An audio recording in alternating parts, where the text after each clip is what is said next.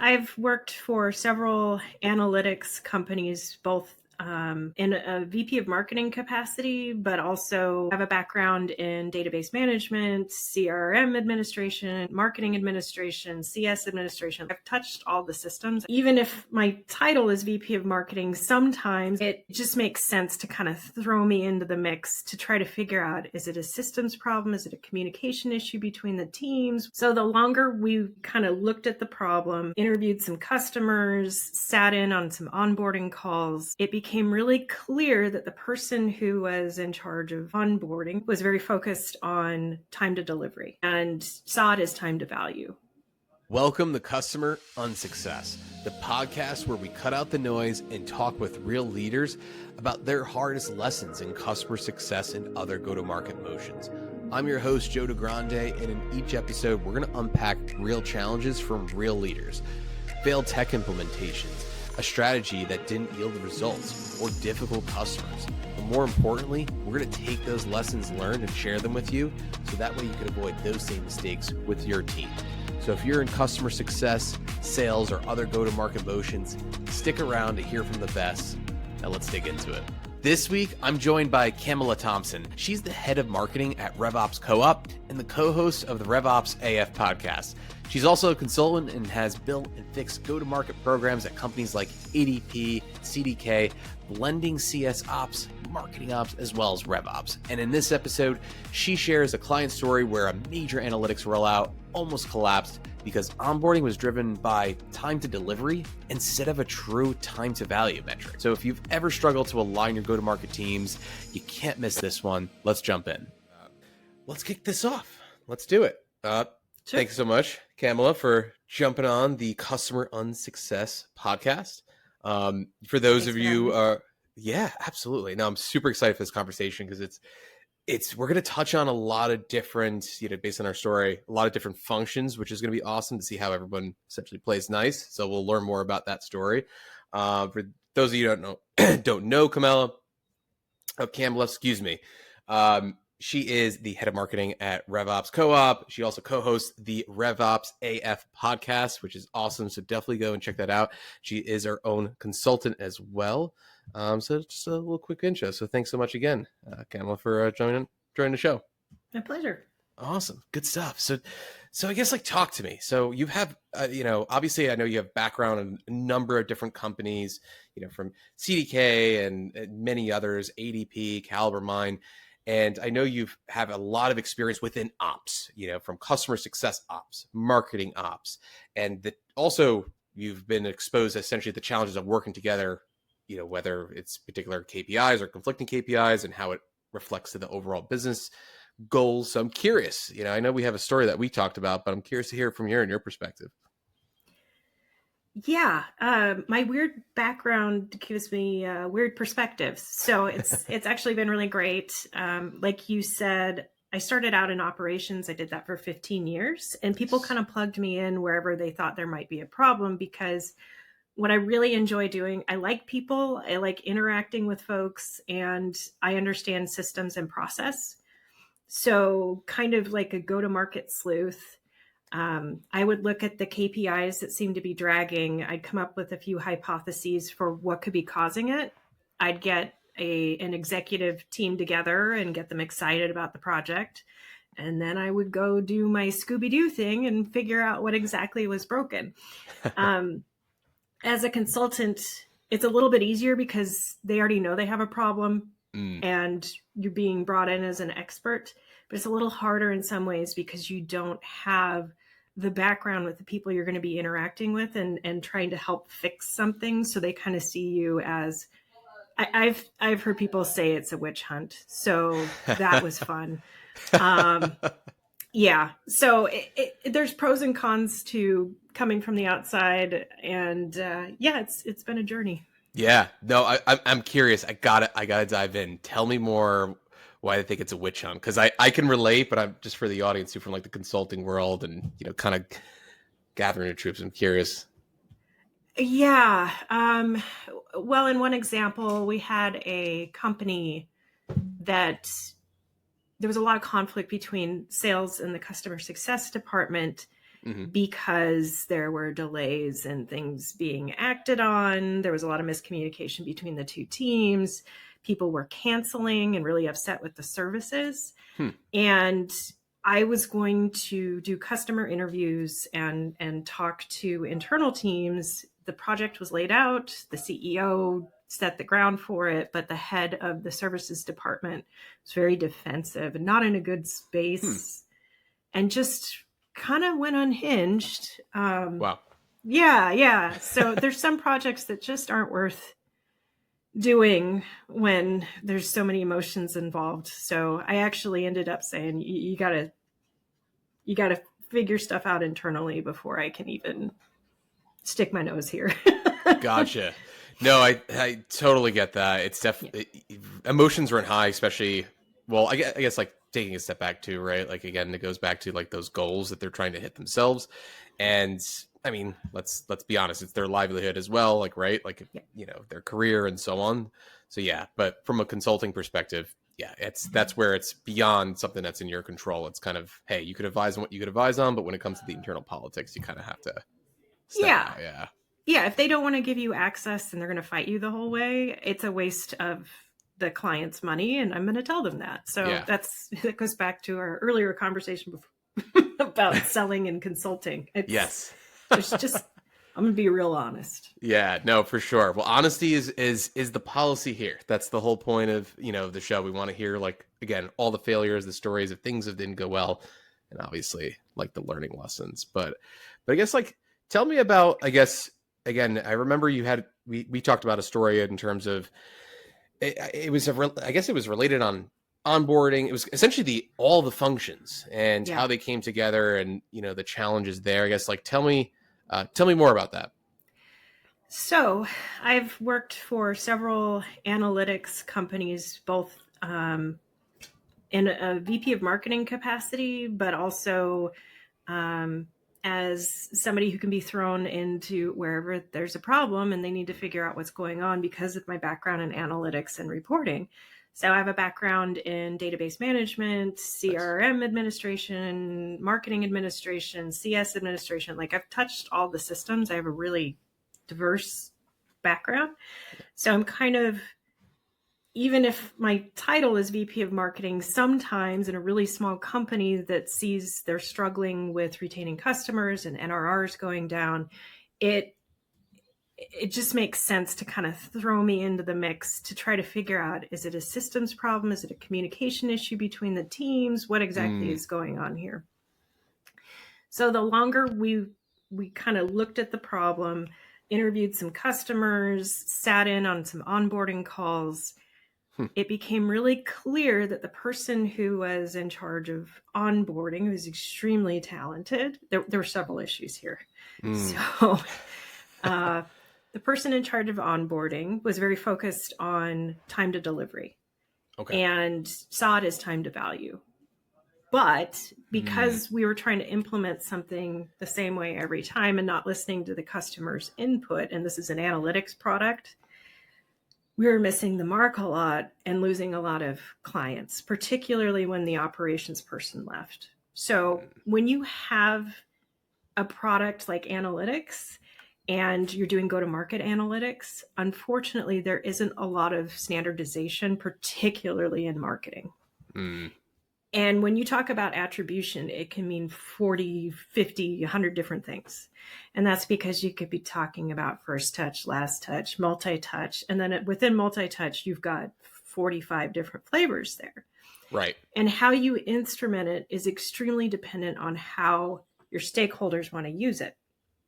And what tends to happen is the operations folks have a pretty realistic view of what attribution can and can't do.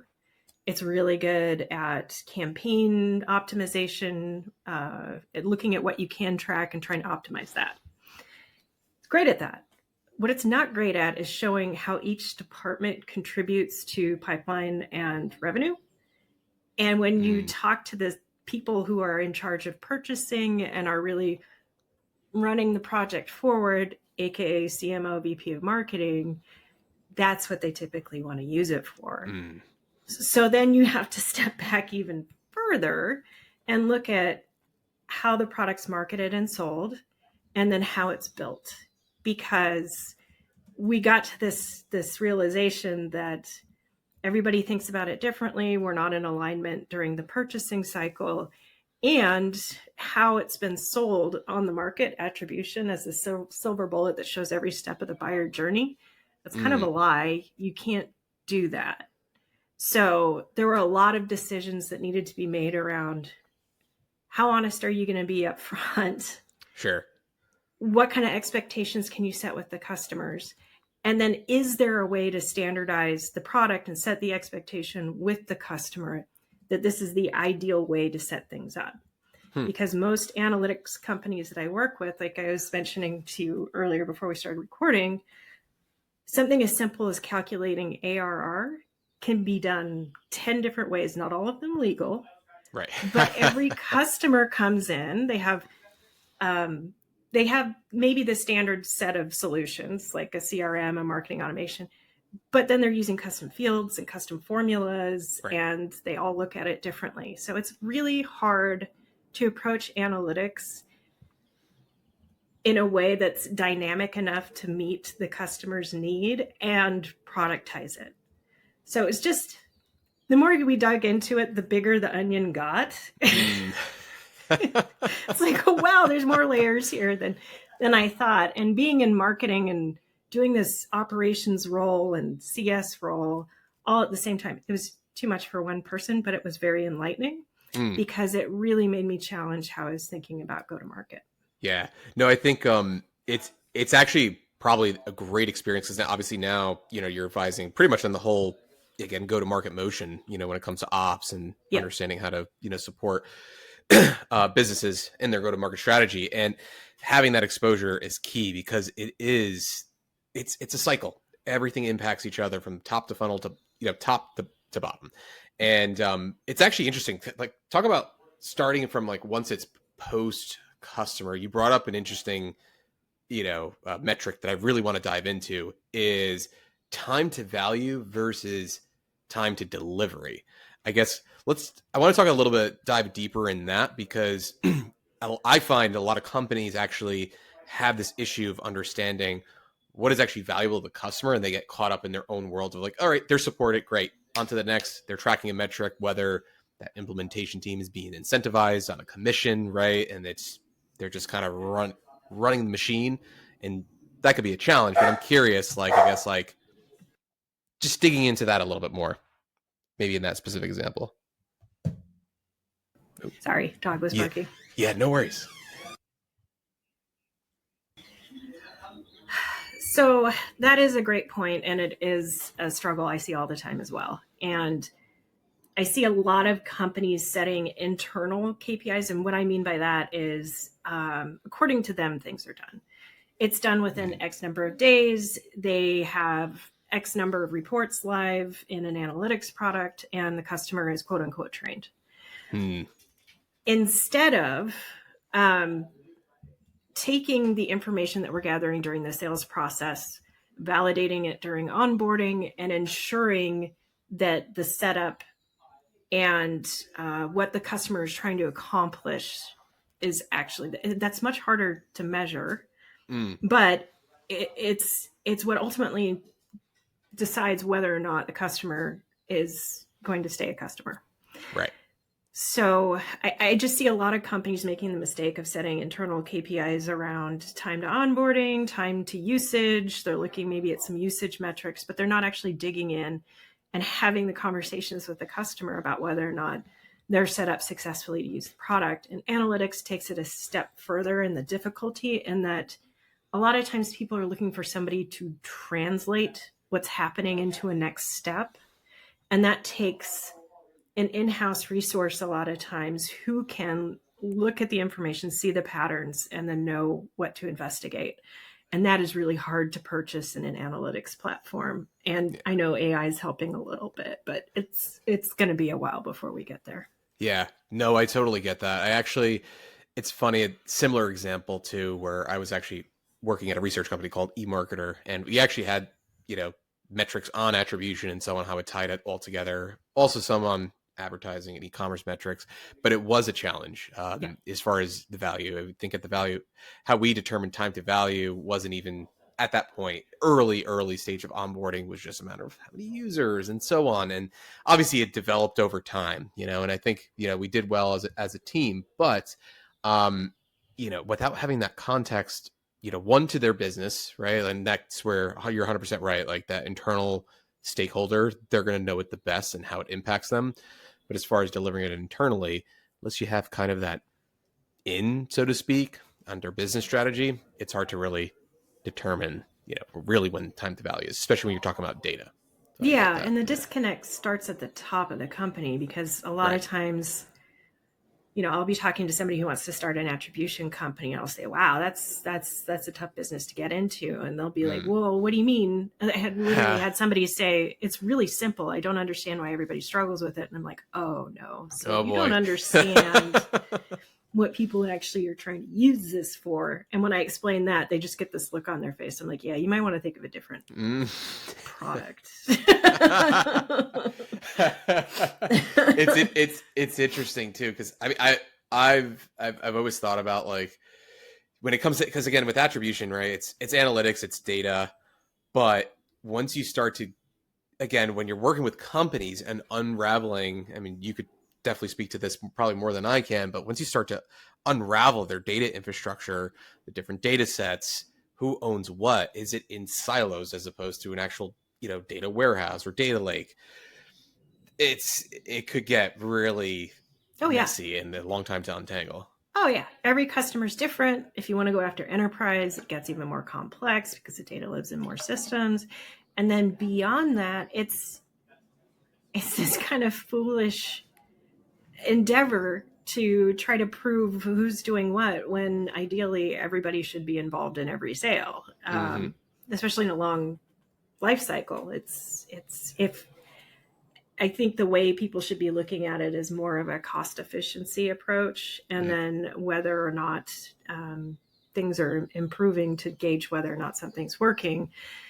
Because I've seen too many really good marketing leaders get fired despite killing their number, because things weren't instrumented in a way that was optimal for, pointing at something and saying that's what did it. No, that makes sense. Yeah, it's definitely a challenge. I want to actually even take it a step back a bit in terms of the best way of approaching this going forward, right? So we talked about, like, obviously there's a disconnect, and obviously you've worked with a lot of different customers, and you have a wealth of experience. I guess, what would be that perfect world? Because this comes up a lot. Obviously I swing more on, like, the post-sale, like from sales ops to CS ops. So obviously they have to work pretty closely together, and I've seen that experience, but like the overall function, I'm curious to hear your perspective. Like, what does that perfect world look like in terms of aligning those business objectives, and see what you've seen be successful, or an example of a successful, like, are we alignment. talking about in terms of like the customer who's trying to implement it, or the company who's trying to sell the product, the attribution product? Good question. I would say it's more so about, like, the company working with the customer, right? So, like, going back to that example of, like, all right, onboarding has their own success metric, right? It's LTV, although it's not really LTV. That's a whole other challenge within itself. But I guess, like, that piece of it. So you have all the functions trying to work together. How do you get that cross-functional alignment, or, like, what's that perfect world look like? Yeah. This is kind of definitely an all hands on deck situation where you get to this conclusion where you're realizing, when we talk to all of our stakeholders within that client account, they want very different things.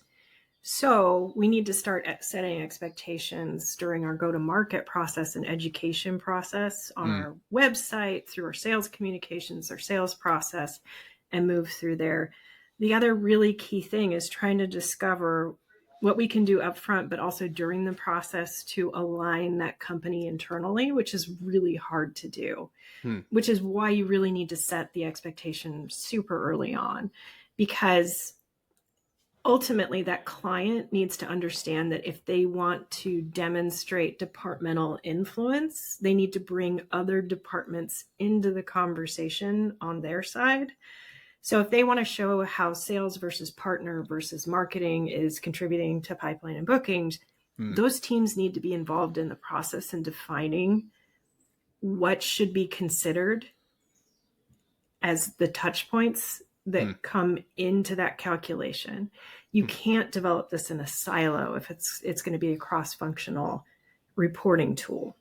Yeah. And that's mistake number one I see is marketing wants to come in, they want to show all their campaign touch points and then say, ta-da, this is what we did, without actually looking at what sales did and what partner did. And then everybody gets in a big fight. And then the reports die right then. And you can never get them back online. So having a metric in this instance to say whether or not something's successful is really difficult. Yeah. It's really difficult. And it's going to take a really long time to onboard them correctly when you bring in more stakeholders. Sure. It's really hard to find a good solution here, in other words. But ideally, if you're working with a smaller company, I wouldn't target an enterprise. It's going to be even harder. Unless you're looking at a client that just wants to do campaign optimization and the VP understands that and that's what they're moving forward to. That's a much simpler thing to approach. So like any good consultant, the answer is it depends. the age old saying. I mean, there's no way around it, but it's true though. It depends. I know a lot of people hate it, but at the end of the day, it is dependent on their business. It depends on the structure of their business, who's involved. And I've even seen where someone has a title, maybe a great example, customer support, or customer success is actually customer support. It's not really a success function as opposed to support. So you kind of have to learn. Yeah. It goes back to, it depends. Yeah. Yeah. I mean, there's other products out there that are more transactional and it's much more straightforward. So like we're using Riverside right now. It's a great podcasting platform. Maybe the number of hours, consistency, all of that stuff could be used to help figure out, but I think you'd still have to have conversations with customers to figure out whether or not they actually enjoy using it and are at risk of cancellation, that kind of thing. Oh, 100%. Yeah, no, it's a good call out for sure. Going back though on implementation and onboarding, I'm curious to just get your overall opinion, and maybe it's not the best use case in this exact example, but what are your thoughts on like essentially like a solutions engineer or sales engineer essentially pre-sale? I mean, have you seen that work, or maybe it's just this example is not the best, or another example is like, I'm curious just to get your overall perspective on that. It was interesting because I played sales engineer in this instance a lot of time. And we were still having this big disconnect because the person in charge of onboarding knew that if they took the departmental approach to attribution, onboarding was going to go on forever and they wouldn't be able to get on to the next client quickly. So it was really a fundamental issue with, is this a consulting service with a product, or is this a product? And it really felt like you had to approach it from a very consultative standpoint, working hand in hand with the customer throughout the setup. So it made it really difficult. Yeah. And this was all post-sale, once they became a customer in this particular example. Yeah. Yeah. Because we knew they wanted to use it for departmental proof. And that's just tough. And I saw this with other clients too, who didn't do attribution, but they did go to market metrics. And we get really clear definitions up front. And then the product team would fight us, or the people who were actually doing the technical setup, because it was something new. They didn't want to believe that the formula had changed. There were just a lot of things that got in the way of, it's just really hard to sell and implement an analytics product because of the flexibility in systems, data storage, and how people actually define the actual metrics. Yeah. Don't do it. I'm just kidding. I've worked in operations. I really like products I can bring in, but I know as an in-house person, my job is to set the expectations with all the stakeholders on what's going to change, what's going to stay consistent, and how to define all those metrics before I even look for that product. Yeah. So it's just tough. The customer has so much legwork to do before they even get to us. Yeah, 100% agree. I've seen this where it really comes down to definitions and understanding. It goes back to like something I preach about, understanding your data infrastructure, yep. Soup to nuts and how it aligns everybody. I've seen organizations where, oh my gosh, I was working with someone where CS was actually defining what an end user was or a customer was different than sales. Oh, I've seen that too. Mm-hmm. And it's mind blowing because you would assume it's like, okay, hey, this is, or even just something as simple as like, hey, how do we mark this in our CRM? I remember at one point that company was marking, you had sales marking it manually, and then the CS team was marking it with an entirely different category. And I'm like, first of all, why is this not automated? Number one, coming from the product. Sure, we'll have to figure out the legwork that's involved. But mm-hmm. Two, why are we using two different names? What do they mean? And it was crazy, but like it happens still to a lot of organizations. Yeah. Oh yeah. Like I started doing CRM administration back in 2007, and in 2025, I'm seeing the same problems, and they all stem from collaboration and getting everybody on the same page and doing the really hard work of we're going to document it. We're going to stick to it. And every time somebody questions it, I'm just going to send it to you with the date we all agreed to it. And if we need to come back to it, we can, but please just stick to the script. I get it. No, it's, I like the documenting piece is core because you kind of set the standard. Like this is the source of truth. This is the Bible or the glossary, however we want to define it. Mm-hmm. And then again, granted, aligning the right people. And then it's like, all right, this is now what we're all working off of. And and then you get a new leader in and it all. And then it's like, but that's not how we did it at XYZ. Oh, that's my favorite phrase ever. Oh yeah. Oh my gosh. It's, that's rough. It's tough, but we all do it. We all do it. Yeah. It's never a perfect world when it comes to ops and kind of going through all the steps of getting tools implemented, teams aligned, processes put into place. Yeah. Job security. But also, yes.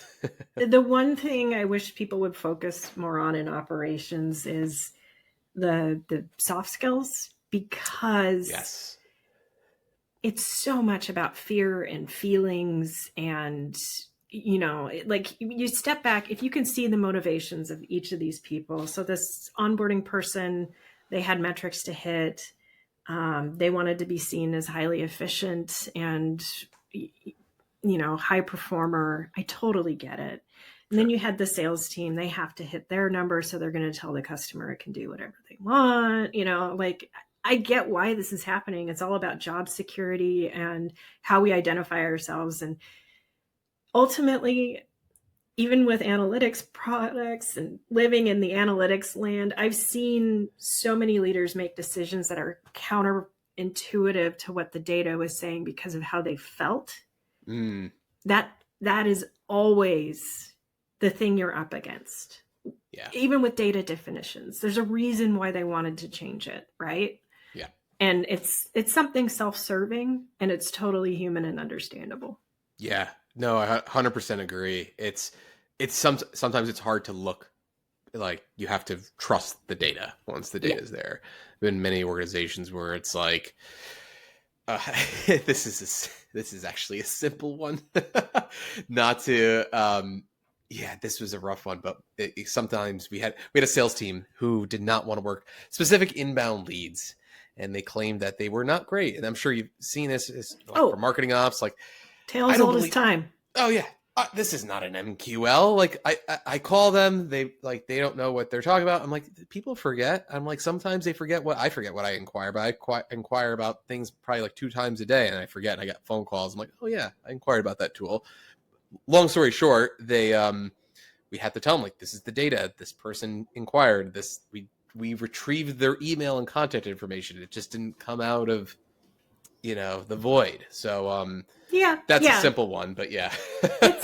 It's tough because as a marketer, I try to listen to that and say, okay, we can hold them back and nurture them. That's totally fine. Right. It's easy to jump to, what do you want, a signed contract? This is ridiculous. You have a job.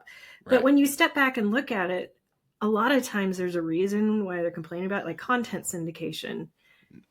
I've always seen it convert at like a 1.2% rate, and I wouldn't want to call those folks either. So sometimes it's absolutely legitimate. So yeah, there's this weird balance that needs to take. It's not weird. It's human. Balance that needs to take place between empathy and, well, the data says this, kind of meeting somewhere in the middle. Yeah. No, meeting somewhere in the middle, I think is definitely key. And I think it works both ways too. I mean, I've seen where some ops folks are just too analytical, and then there's the challenge of they actually communicating, and then you're communicating with sales leaders who, probably by a percentage, I'm sure if you did a survey, maybe they're a little bit more extroverted, or, versus someone that's more on the data side is more introverted, and so on, or vice versa. Anything can happen. And then that's when there could be clash, but that's all part of those soft skills. Oh yeah. It was the hard skills. Yeah. Huge learning curve for me because I started out as pretty introverted and very analytical, and I'd put a chart up on the board in front of executives and they would go all over the place because they didn't know what they were looking at. Yeah. And my boss was like, you need to give context and just focus on the one thing you want to focus on. And over time I learned, but I think a lot of coaching needs to take place, and we need to realize that people aren't born with all the context they need to communicate well in a business setting. Yeah. So humans. Yep. No, it's definitely, that is a good takeaway. It's definitely everyone's human. Everyone's human. And, they're people. We're all working with people, whether client side, internally. So, I guess like to kind of, before we wrap up, I mean, we still have some time, but like, as far as like takeaways here, we covered a lot, which I love this. This was great. And we talked about a couple things, and I'm going to quiz myself to make sure I got all the pieces, but I want to kind of wrap up for the audience. You tell me if there's anything that I missed, but a lot of it comes down to it's cross-functional alignment. That's definitely like the main theme here, right? We're talking about, making sure that one, we understand the business objectives and how it ties to each individual team's KPIs. And then I guess like, if you want to dive deeper, do they actually align, right? So that would come down with connecting. And then it's a matter of just, I guess it's expectation setting, really, with those different, leader, whether it's customer as well as the leaders internally. And then the emotional, potentially the political landscape as well, but just the fact that people are people, and you kind of need to know how to navigate that when working with so many different personalities, and so on.